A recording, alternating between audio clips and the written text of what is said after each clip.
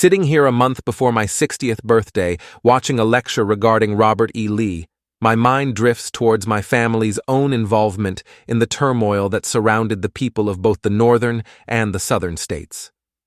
My family's involvement had more to do with the border war between Kansas and Missouri. In 1862, forces from Kansas detained my fourth great-grandfather Benjamin and executed him in a field just north of Dayton, Missouri. I have always wondered if my grandpa knew about the family tragedy or if the wartime was just not spoken of. When Benjamin was killed, my grandpa Carlos' grandfather, William, was a teenager. My family had only stumbled across the 1862 events a decade ago in researching genealogy. I chuckled to myself at how quickly my mind can jump from subject to subject. My grandpa was born in 1910 to what I consider the end of generations of men who were tough physically and hard emotionally. In the early 20th century, the northeast corner of Oklahoma was a hardscrabble place to live. I suspect his example of family life was a hard, domineering father. As is so often the case, like father, like son. By the time I got to know him, he mellowed, plus he loved his grandchildren and kept them from harmful influences. Despite his sometimes gruff exterior, he was a practical joker at heart. He delighted in showing us grandkids jokes and tricks he had learned over the years.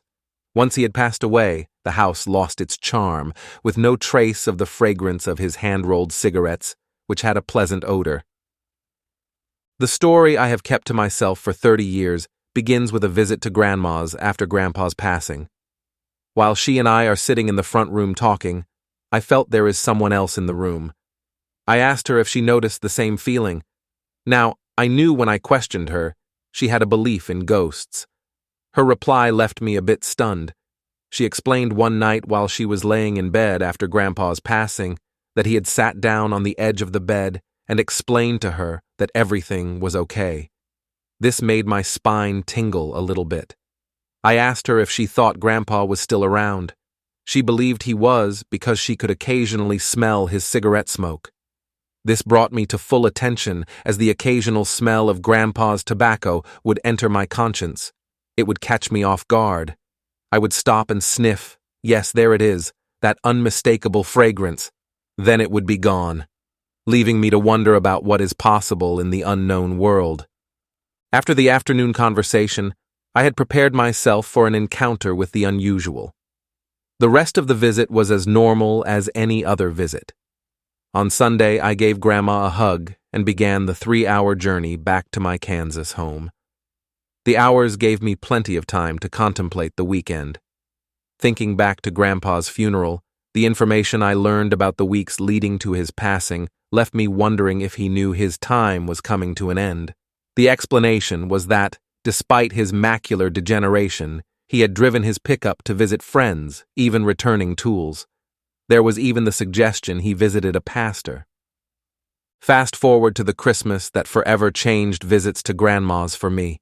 The promised winter storm had rolled in and had turned into an icing event. The power had gone out, and 4 of us were sitting around the table, lit by the glow of an oil lantern. Grandma, my aunt, my brother, and me. The talk once the power had gone out turned to stories of ghosts. My grandma and my aunt tell of sitting down at the table to eat supper and one plate exploded into pieces.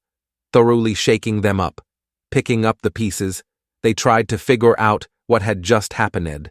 The 2 of them had stories of other odd happenings in the house. Then my brother said the words that changed how I looked at visiting Grandma.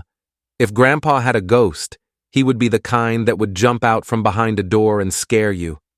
That hit me right square between the eyes because it was true. Now every walk down the narrow hallway to the bathroom or trip upstairs to the bedrooms was going to be tempered by that thought. Headed upstairs to bed that night. My senses were tingling, and I was not sure I would sleep. To my great relief, if Grandpa's ghost had heard what my brother said, then he did not act upon it. My next trip down to Grandma's was a solo trip. The 3-hour drive gave me plenty of time to contemplate the strange happenings. Even if the ghost was Grandpa, the creep factor is always there. One problem with living at a time when ghost movies are easy to watch is they get into your head. On this trip, the first since my brother had changed everything, I arrived at just about supper time. Grandma made the kind of biscuits and gravy only grandmas can make. After supper, Grandma, my aunt and I sat in the front room and had an informative conversation about family history.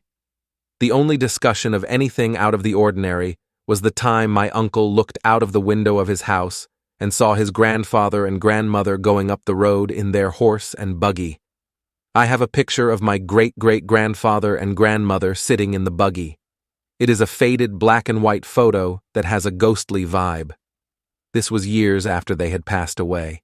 With so many people in my family believing in the existence of ghosts, it was getting hard to ignore they may exist. Around 10 o'clock, we all decided we were tired, and it was bedtime. Walking towards the stairs at the back of the house, I had not forgotten my brother's words. With my senses tingling, I mounted the stairs. The top of the stairs would be a perfect place for a prankster grandpa ambush. At the top of the stairs, there is a hallway to the left with 2 bedrooms, and immediately to the right, there is a doorway to another bedroom. Any of the door openings could be a potential ambush. When I hit the top of the stairs, I turned immediately into the bedroom and turned on the light. To my relief, no ambush. I knew until the adrenaline subsided. I would not be sleeping anytime soon. Fortunately, Grandma kept the upstairs bedrooms stocked with books. I grabbed a book that I am sure was one of Grandpa's old westerns and laid down on the bed. Fully engrossed in the book, my senses suddenly went on red alert. Almost afraid to look up, I peeled my eyes away from the book. There he was, sitting in the chair placed in the room's corner. He wore his customary overalls, along with a t-shirt and work boots. He concentrated on the final stages of rolling a cigarette. Finishing the cigarette, he looks up at me while reaching into his pocket for his lighter. Finding the lighter, flips it open and lights the cigarette. I smell that fragrance that for years had given the house its extra character. Grandpa had a distinctive way of talking. My opinion is it holds over from the generations before him. In that gravely distinct voice, he tells me not to be afraid. His simple message is, "I am here to look after your grandma." I replied. Grandma had told to me he had visited her. He gets that impish grin he is known for and slowly fades from my view. My eyes open to the sight of light showing through the cracks in the curtains. I am still fully dressed, laying on top of the covers with the book by my side. Struggling to comprehend what I had experienced, I smell a familiar smell. A smile creeps across my face. Grandma was correct. Grandpa is still around. I told no one about my experience. This was between Grandpa and me. To this day, I believe he watched over Grandma until it was her time to go. Years after my experience, I was gifted Grandpa's toolbox. I kept it at my dad's and I's small shop. Every once in a while, odd things would happen at the shop, and I would just smile.